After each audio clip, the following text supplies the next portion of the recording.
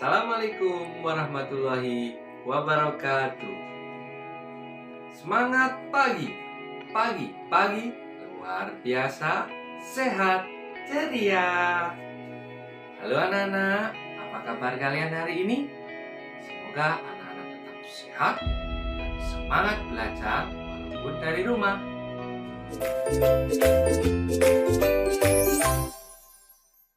Pada hari ini, yuk kita awali dengan berdoa terlebih dahulu.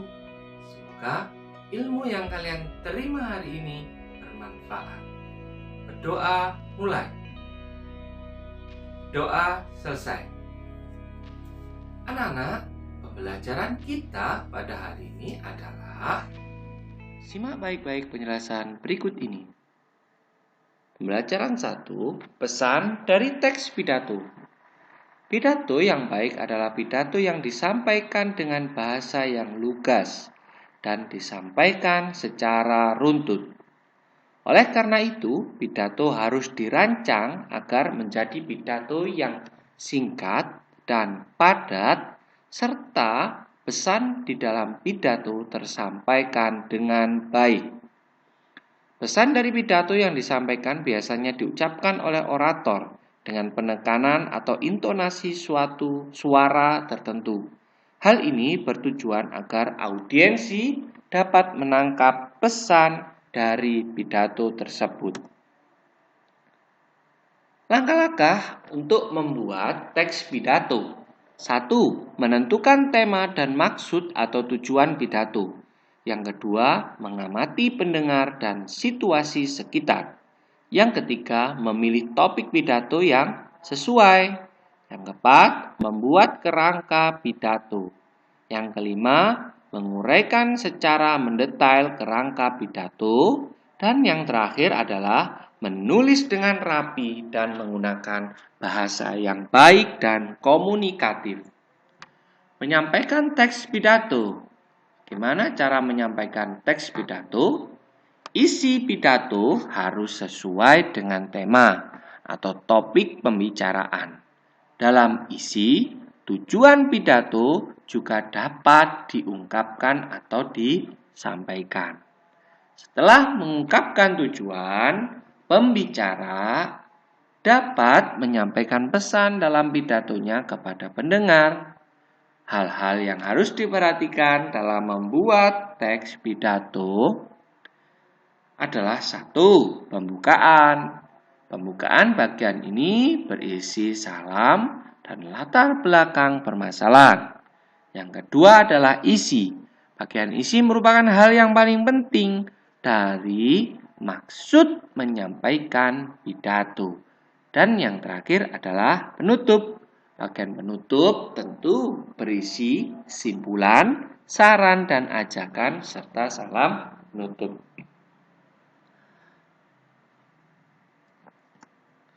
Selanjutnya, mengidentifikasi informasi penting dalam teks pidato. Apa yang bisa anak-anak lakukan? 1. Tentunya adalah menyimak teks pidato dengan baik dan seksama. Isi pidato akan mudah kalian pahami jika kalian menyimak pidato. Yang kedua, kalian harus memperhatikan pembicara ketika sedang menyampaikan pidatonya.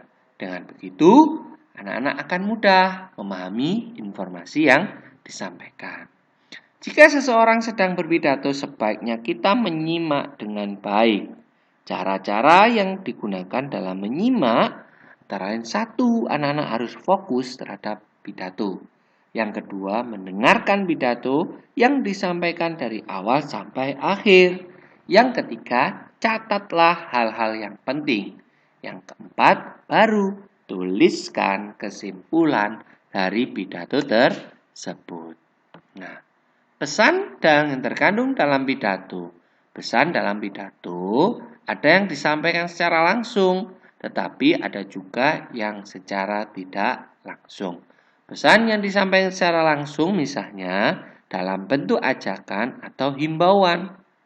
Yang kedua, pesan jika disampaikan secara tidak langsung biasanya dalam bentuk pernyataan yang tersirat. Hal-hal yang perlu anak-anak perhatikan saat menyimpulkan pidato, yaitu anak-anak harus mencakup isi pidato yang disampaikan. Pesan harus mencakup isi pidato yang disampaikan. Pesan bukanlah ringkasan pidato, tetapi berupa penafsiran pendengar terhadap hal-hal yang disampaikan oleh orator ketika berpidato. Menggali informasi penting dari teks pidato dari berbagai media. Nah, pidato dapat disampaikan melalui berbagai media, baik melalui media audio, audiovisual, dan sebagainya. Ketika menyimak pidato, kita perlu mendengarkan secara fokus.